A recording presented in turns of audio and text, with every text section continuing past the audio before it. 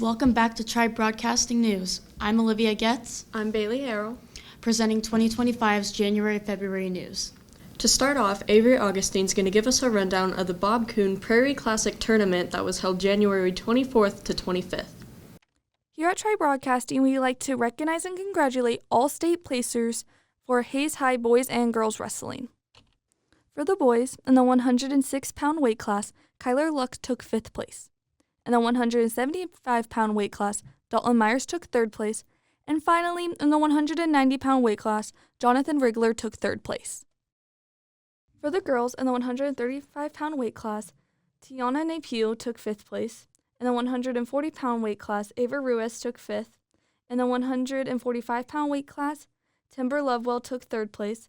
In the 155-pound weight class, Lexi Barnett took 4th place. And in the 190-pound weight class, Eleanor Stoffel took 5th place. Congrats to all the wrestlers on a wonderful season. For Tribe Broadcasting, this has been Avery Augustine. Thank you, Avery. Up next, let's hear about this year's spring musical, Hadestown. Yeah, my name is Alex Underwood, and I'm the music director of the musical Hadestown. What's this year's spring musical, and could you give me a rundown on what it's about? Sure, yeah. So this year's show is called Hadestown. And Hadestown is about, it's a Greek myth. So it's the story of Orpheus and Eurydice. And if you need to brush up on your Greek mythology, Orpheus and Eurydice is a story, it's a love story, but it's a tragedy. And Orpheus is this great musician. And of course he meets Persephone, who's gorgeous and kind of her own strong person. And they end up together, but then Hades, the king of hell, the god of hell, comes and basically persuades Eurydice to go to Hades with him. And so she does, and Orpheus is heartbroken, of course. And so Orpheus goes to hell to go get her and bring her back. And as he goes, Hades, of course, is like, she's not leaving. Like, that's not how this works, right? Orpheus sings a song, and they decide that it's okay for Eurydice to leave with Orpheus and go back to the above ground world. But there's a catch. And it's that Orpheus has to go out first, and then single file behind him has to be Eurydice. And he cannot look back to check that she's there all the way out. And if he does, if he doubts that she's there, then she's lost to Hades forever. They're walking out, and right as they're about to make it, he looks back to check to see that she's there, and she is. And then she's then lost forever. And that's the end of our musical. It's a heartbreaking story, but it's really beautiful. And it opened to like super rave reviews. It won the Tony Award for Best Musical and other awards that year. And it just became available for high schools to perform in April. So we're one of the first high schools in Kansas to get to do this show. How is this musical different from previous ones? Yeah, so well, for one thing, I mean, this is probably the newest musical we've produced in maybe 6 or 7 years.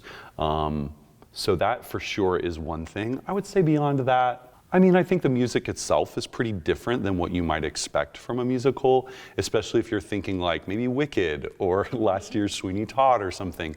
This score is a lot more like folk pop, but also like New Orleans jazz. So it kind of has this like a really interesting sound to it, but I think it's really great. What do you think will be the most challenging part about this? Yeah, quite a few things. I think the challenges lie with some of the main roles, especially for the guys, are pretty rangy. So Orpheus, our main guy, his part is really high. He has to sing high notes like,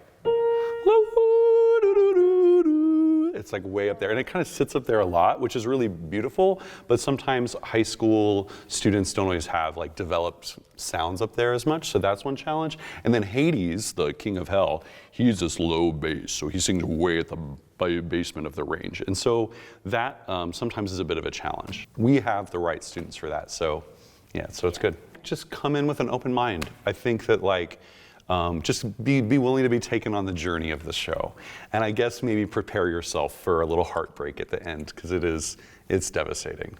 I mean, I always just want to encourage people to take a chance on seeing the performing arts. Tickets are like $8 for students, 10 for adults. I always just want to encourage people, come see the show. What is your excuse? Please come see the show. Take a chance on it, and I think actually you're going to be really glad you came.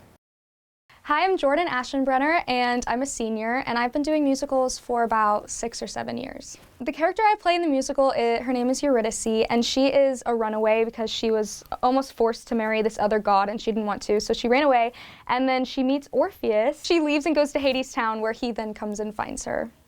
And you'll have to see if it's a happy ending or not. What are you most looking forward to for this year's spring musical, with it being your last one? I need to think about this. What am I most looking forward to? I think what I'm most looking forward to is honestly the last show, because I know I'm gonna cry. I know I'm gonna start crying, like bawling. But yeah, that's my favorite part. And like the cast party, when we're all just having such a good time and like saying goodbye, it's gonna be really good. Come see the show. Yes, I am Oscar Flores. I'm a senior this year, and I've been a part of musicals for roughly around 7 years. This year I'm playing Orpheus in Hades Town, and Orpheus is a poor boy. He is an artist, a creator, and he finds this love in a woman named Eurydice that he never thought he'd be able to find. And it's almost the final piece to the song that he's been working on to bring the world back into tune. With this being my last musical, I'm actually looking most forward to the memories, actually. My favorite part about being on that stage is actually not being on the stage. It's in the back when I'm hanging out with everybody, or making those memories with my choreographer and director and Underwood and everybody who's making this whole thing one piece. And that's really my favorite part about musical. I hope to see everyone at the musical. Thank you. What an interesting storyline. We're sure our actors will do great. On to Emerson Sander, who will highlight Model UN for us. Hi, I'm Emerson Sander here with Hayes High Tribe Broadcasting. On January 24th, 13 Hayes High students attended the annual Model United Nations Conference held at Wichita State. The students were split up into 5 different groups, and each group received a country to represent. Like real United Nations, students act as delegates and work together to solve real-world problems. Over the course of a few hours, students will create resolutions to bring peace between the countries. I'm here with Delia Dixon, a 3-year member of Model UN, to talk about her experience she had this year. Delia, what country did you represent this year? This year I represented Canada.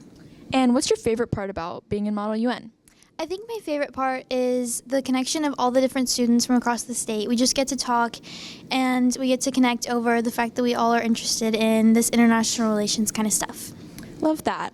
What is the most challenging part about being a delegate, though? I think the hardest part is aligning with our country's interests. So, for example, if you're China, it's going to be harder to work with other countries accurately because China may not be as open to new ideas as, like, say, Canada. Hey, I love that. Thank you so much. Thank you.